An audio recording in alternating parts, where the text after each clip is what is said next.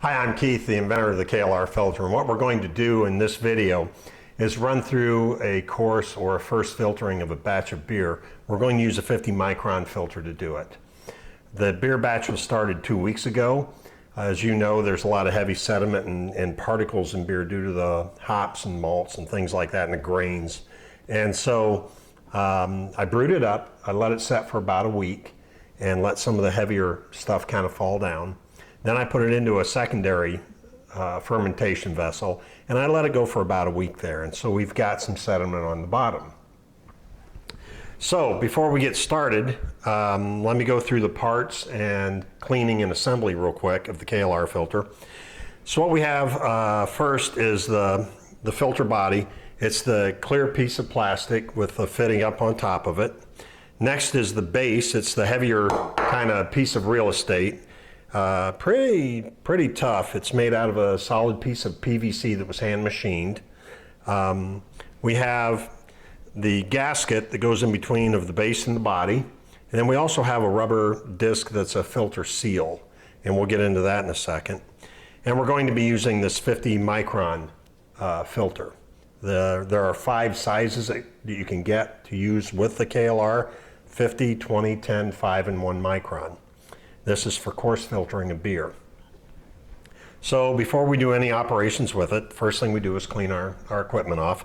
I've got a pan of potassium metabisulfite solution. We're going to rinse everything off. So what I'll do is just drop these in. And we're doing this mainly to just sanitize it, everything, make sure it's clean. So we'll give it a rinse around. So the first thing we're going to do is grab the base and the gasket. The gasket goes inside the base. There's a little lip in there for it to sit on. We're going to push it around. At the end, you're going to have a bump. Just work that down into it. There's a recess underneath the grooves or the threads where this will fit in quite snugly and provide a perfect seal for you. Be careful, some of the threads can be sharp. Like I say, it was hand machined. So the next thing that we'll do is we'll take the filter cartridge. Again, this is a 50 micron for the coarse filtering of the beer. And we'll set it in the base, in this bottom area right here. Next, we'll take the rubber disc. This is the filter seal. And what it does is it sits up on top of the filter cartridge like this. Next, we're going to take the filter body and carefully, so we don't knock the filter seal off, we're going to go ahead and screw the filter body onto the base. Give it a snug, not overly tight, just a snug tightening. And what you'll notice is that there's a seal formed up on top. And basically what that filter seal does, it covers that center hole, make sure that no beer just flows through easily through the top of it. It forces it through the sides of the filter cartridge and out the bottom. So we've got that assembled. We'll set it aside. I have 2 pieces of tubing. For tonight's operation, all we need is 3/8 tubing. 3/8 for the fitting on the carboy, and the KLR filter uses 3/8 tubing. So I've got a short and kind of a long piece. And all I want to do is run some of the liquid into the tubes to make sure that we don't have any germs and things like that that are going to foul up our batch. So once that's rinsed off, we'll set it down. We're going to take the lid off of the second carboy or the receiving vessel that we fermented this in, set it there. So we're ready to go ahead and connect everything up. So the first thing we'll do is connect up a 3/8 tube to the carboy that we're going to siphon out of. Then we'll grab the longer tube, 3/8 tube, put it on the bottom of the KLR filter like this, and just insert it into the carboy.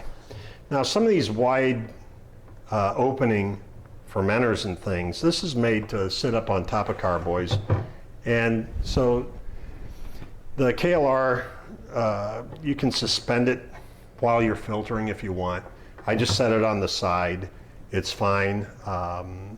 It won't pull anything apart when it fills up, etc. But anyway, so we're ready to go ahead and start filtering. So what I'll do is I'll turn the tap and we'll get the flow going of the liquid. And as you can see, that the 50 micron filtering is going on with the beer. And it actually looks like it's going to be a nice Irish red to me. So everything's going fine.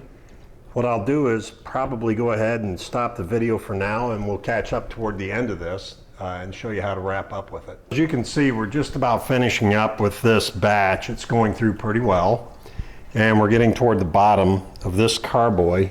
There's some sediment in the bottom. I'm sure that there'll be some particles and things in the filter, but you can see that it's still flowing nicely. It's not dripping. There's no runs anywhere, no messes. And so in just a second, and you can see a little bit, I had to do some product blocking on this particular carboy. They didn't get their royalty check into me, so I couldn't put them on there.